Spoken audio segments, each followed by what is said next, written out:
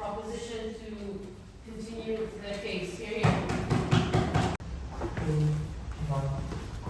Panel, when I first researched about the motion, I watched a few videos and read a few articles, and there's hundreds which I found which talk about passionately about the flaws of SAPs and things like that. But what we need to realize is this is all due to the benefit of hindsight, which makes people biased inherently against these SAPs. People only see the bad stuff of these SAPs because they're focusing on the current things which are taking place. Whereas what the motion really is about, at that point of time when these African nations were suffering, did they have any other alternative? At that point of time, what else could they have done? And this is what the debate is really about. At that point of time, they made a conscious choice. Was it a good choice or not? And that is what the motion is about. Them painting IMF to be a bad act is a strategic mistake. They're not framing anything into this bit. Another strategic mistake. So I'll be doing all of those things in my speech. And instead, after my speech, I'll be giving after the frame, you can expect counterfactual and argumentation. Now, first of all, starting off with the framing in context, man, what do these SAPs look like? These SAPs are basically like economic reforms that were already stated by them, put on like the IMF and World Bank, things like that. What we essentially tell you, these SAPs were aimed to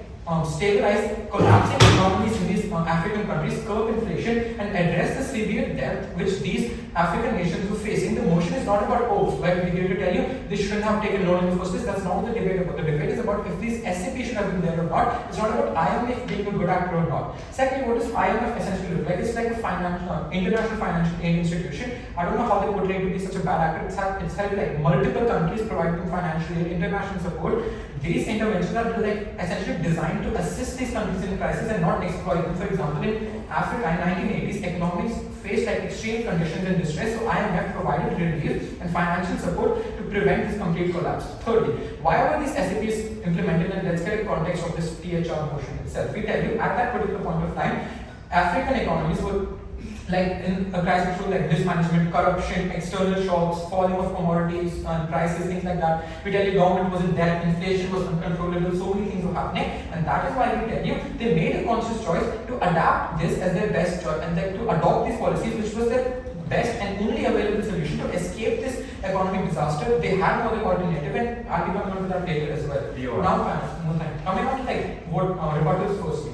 We had 2 to 3 minutes to talk about sovereignty of the country, we talk about inequality, and we talk about like poverty and all of that. 3 major responsibilities. Firstly, let's look at the principle. If we paint like a counterfactual world, which essentially looks like without SAPs being implemented, we see that in those dire conditions, these people would have suffered more, the country would have suffered more. Why? Because A, they wouldn't are actually like able to pay back these loans which they had taken, and B, we see that no alternative was present because at the condition they were going through like an economic crisis, all of that, human suffering at the end of the day, poverty at the end of the day increases more in such a world because like famines take place, there's unemployment, healthcare sector drowns, like education is not taking place anywhere. Therefore, we tell you like the principle of human suffering outweighs the principle of sovereignty, because what good is a country without the people itself? Like, even if it's a sovereign country, what good is it if the people itself are suffering? But even on our best case, let's talk about like corruption and how sovereignty still wouldn't have been achieved. Panel will tell you, in these African nations, pre-existing corruption already was taking place. Even if these nations were acting sovereign in their best case, we still tell you the government being corrupt essentially actually tells you like no actual advantage would have been given to the public, only the rich, like inequality would have been worsened on such a huge level again and again. It's again in the world which we propose it's so much better and harm is more of this without. Thirdly, let's look at realistic, like ideally if they still somehow give us an alternative, but the alternative would still be like these Western nations and countries like Africa, countries like Russia, USA, all of these countries trying to gain control and actually dominate these African nations and assert their influence over this, i.e. true sovereignty and like true relief still is never being achieved on their side of the house, and we telling you we still do not have. Before moving on, I'll take it. Yeah. Speaker has mentioned that Western nations would be controlling or would have an advantage over the African nations. Doesn't the speaker realize that IMF is a Western organization?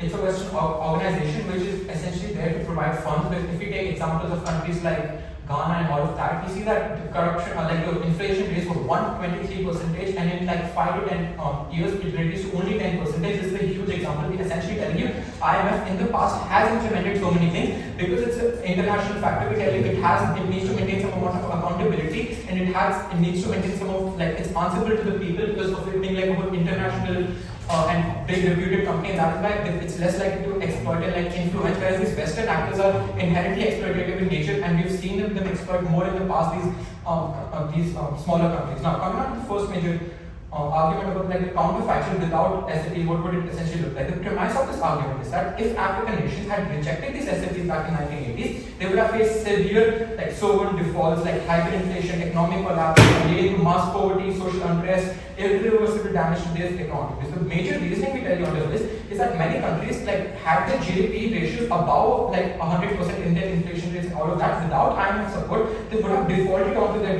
debt. Again, triggering like global financial explosion, we tell you, this essentially meant they would have no access to international credit for imports, leading to scarcity of essential local goods like food, medicine, printing money to cover these deficits. Again, would lead to things like inflation, all of that. We tell you, example like Zimbabwe's 2008 crisis, where this inflation, hyperinflation reached like 500 billion percentage, $500 billion, and a huge percentage, which led to things like unemployment, starvation, societal breakdown, and so many more things. And now, coming on to the second point, another layer of this, what we tell you, the problem wasn't the SAPs in the first place, it was the implementation of SAPs. They talk about something like short-term versus long-term, the direct rebuttal to that as well. And the major premise we tell you under this is that SAPs were successful in many nations, whereas in countries like Ghana and all of that, through austerity systems, they aim to like actually support these people and provide them some sort of aid. But the major impact, what happened is since these countries were corrupt, essentially and inherently flawed, we're telling you therefore these SAPs couldn't be so very effective, and that is why I think we should start with that position. Thank you. So why did the lifeline that African nations desperately needed? Stability, growth, and the chance to rebuild. The alternative on their side is economic stagnation and the lack of international support. I'll be doing three things in my speech. Firstly, direct rebuttals to take down their case. Secondly, clashes with different ways of analysis. And thirdly, weighing this debate down on three different methods: magnitude, vulnerability, and time frame. But before moving into any of that, I will recontextualize and tell you what really mattered within the context of today's debate. Because proposition never really framed how SAPs look on their certain house. We give it a framing from all in first people. They never really tell to us what alternative they take at that point of time. This was a big question that they really needed to answer, because they don't tell us why not taking SAPs at that point of time back in the 80s is a good thing. We needed to hear that counterfactual on their side of the house. We give you a counterfactual, and why is that counterfactual likely? We tell you because there's no alternative lifeline, and secondly because of historical evidence. Countries like Zimbabwe, which rejected IMF assistance, suffered far worse economic outcomes, proving SAPs were the lesser evil. Moving on to, and I think the major crux of the case lies in this fact that IMF is a bad actor. Very strategic way for proposition to actually frame the case. Why? Because IMF has had countless number of countries to actually grow from poverty and inequality as well. We also tell you that they really need, this notion was not this House Regrets IMF as a whole. They really needed to address the major point of the motion, and that was talking about SAPs. They really needed to tell what are the things that SAPs are doing wrong within the status quo and why it must be regretted. Now moving on to like major levels of direct rebuttals, taking down proposition's case from the top. I think the first major push was that it worsens poverty and inequality. Two responses against this argument, because it wasn't the policy of SAPs that actually made it fail. It was due to structural flaws in government structures in Africa. Secondly, the alternative of SAPs not being implemented, the condition worsens because there's no lifeline. Africa would have perished without Western support. Their second major push was talking about national sovereignty. Because I'll give you three responses against this. Because without SAPs, people suffer. Are you really free when people in your country are suffering? Secondly, African nations are corrupt in nature. What does this mean? This means that inequality would have worsened because state-owned monopolies within Africa don't have any competition. We give you liberalization on our side of the house. The third major response to their case was external actors trying to grow their influence in Africa. What does this look like? This looks like Russia and China growing their influence in the future. Chinese debt trapping happening in Africa. That is what happens on their side of the house. They tell us that IMF loans are inefficient. Three responses against this. We tell you that without these loans, the country would collapse because of the volatility in the past. Secondly, long term that they talk about is quite idealistic because they have no base that they can stick to. Thirdly, Africa would be economically excluded from the West as a whole. This is an alternative that they never really engage with. This is the current fashion that they never really engage with as a whole. They talk to you about the short term or long term, but what does it actually look like? On their side, they're suffering good because without African nations actually taking on SAPs, there wouldn't be a long term because these African nations would have perished because of the loans that they have taken. They talk to us about healthcare, but without SAPs actually coming within Africa, there would have not been proper development, especially during the time of post-colonialism. Now moving on to the major clashes of today's debate. The first clash is which side of the house creates sustainable development in Africa. Because I think proposition claims that African nations should focus on self-sufficiency, or to an extent they talk about this idealistic and disconnected approach. The proposition fails to recognize deep structural challenges that Africa faces, such as lack of infrastructure, corruption, and finally, their model lacks the immediate resources to implement such change at scale.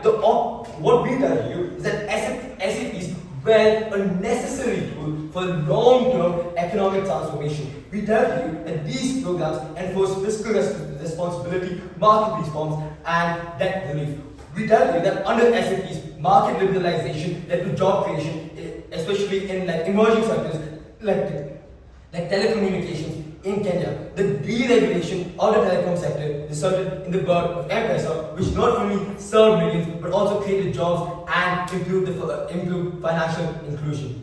SAPs facilitated the highly indebted Poor Countries Initiative, which resulted in over $100 billion in debt relief. African governments use this relief to invest in education, healthcare, and infrastructure. Now moving on to the second clash on how has SAPs been implemented in Africa. Because we tell you that the regret bias in this debate must be highlighted. We cannot know for certain how the economies of African nations would have turned out if these reforms hadn't been implemented. They never give us this counterfactual which they really needed to give to win the debate. The counterfactual is impossible to measure, but we know that these policies stop the downward spiral and set the stage for development and growth. Even if you didn't buy anything in my speech, I'll prove in 30 seconds why we still win. Because SPs, even though at our worst, they were tough, but they were necessary for Africa, lifting nations out of crippling debt and fostering long-term growth. And for all of these reasons, silent opposition. Thank you.